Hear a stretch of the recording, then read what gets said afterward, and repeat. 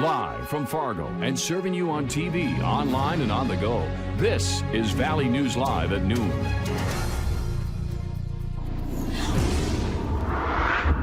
New at noon, it's the second shooting at an American military base in 2 days. 4 people, including the gunman, are dead after shots rang out at that naval air station in Pensacola. Hi, everyone, and thank you for joining us. I'm Jordan Schreier. The Navy base, located on Florida's Gulf Coast, was put on lockdown. Officials at Baptist Hospital in Pensacola say 9 patients are in its care. The extent of those injuries are unclear. It's unknown exactly where on that base the shooting took place. According to its website, the base employs more than 16,000 military and 7,400 civilian personnel. This shooting comes just days after a sailor killed 2 civilians at Pearl Harbor in Hawaii before turning the gun on himself.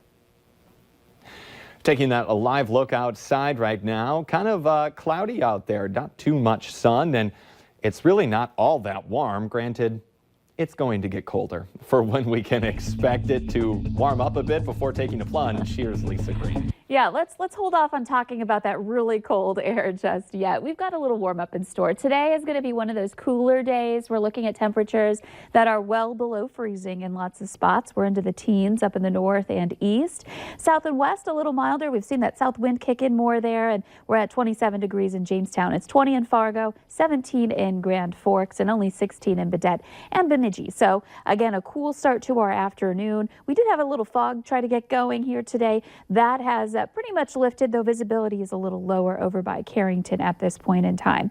We're keeping our eyes out for a chance for some snow here today, especially in the northern valley, where we're likely to see a quick little accumulation happening this afternoon and evening. Right now, you can see it's pretty quiet here in the region. Can't rule out a few flakes flying around up in the northern valley at this point in time. And checking out that hourly planner, temperatures likely just kind of holding, or maybe even going up a few degrees here, but overall staying below the freezing mark in Fargo. Wind out of the south and getting brisk for today. So we'll talk more about our snow chances today, more snow chances this weekend, and then the cold too. All of that coming up in just a few minutes. All right. Thank you, Lisa. A reminder to stay safe on those slick roads. Traffic was briefly reduced to 1 lane on University Drive this morning when a car smashed into a utility pole. Crews blocked off a part of that street near Olivet Lutheran Church and Starbucks to clear the scene. At this time, the extent of injuries are unknown. It's Friday. That means it's time to take a look at this week's Valley's Most Wanted. Police say 21-year-old Caitlin Clevin is wanted for failure to appear on a theft charge. Call your local law enforcement if you have any information about her. North Dakota school superintendent wants to know what you think of guns in schools. A new state law allows designated first responders to carry concealed guns in schools after school board approval and extensive training. But first, there is going to be a chance for North Dakotans to sound off. There's a public hearing this coming Monday morning at the state capitol, and you can also send written comments to the Department of Public Instruction by 5 p.m. on December 19th. Former Vice President Joe Biden is out on the campaign trail, casting himself as the Democrats' best chance to defeat President Donald Trump in 2020.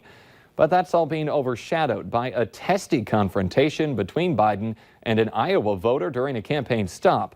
Kristen Welker has that story. Joe Biden unfiltered. The Democratic frontrunner entangled in a tense exchange with an unidentified Iowa voter who first questioned his age. You're too old for the job. I'm 83, and I know damn well I don't have the mental faculties I did when I was 30 years ago. Then challenged Biden on his son Hunter's business dealings in Ukraine, accusing Biden, without evidence, of selling access while serving as vice president. We all know Trump has been messing around in the Ukraine over there. But you, on the other hand, sent your son over there to get a job and work for a gas company that he had no experience with gas or nothing, in order to get access for the president. So you're selling access to the president just like he was. So you're a damn liar, man. That's not true. And no one has ever said that. No one has done that. Biden defending his fitness for office. Because I've been around a long time and I know more than most people know. And issuing this challenge. Let's do push-ups together here, man. Let's run. Let's do whatever you want to do. Let's take a Then pivoting back to Ukraine. No one has said my son has done anything wrong, and I did not on any occasion. And no one has ever said it. Not I didn't one. say you were doing anything wrong. You said I set up my son to work in an oil company. Isn't that what you said? Get your words straight, Jack. When the man said he wouldn't vote for Biden, the former vice president fired back. Man, you think I thought you'd stand up and vote for me? You're too old to vote for me.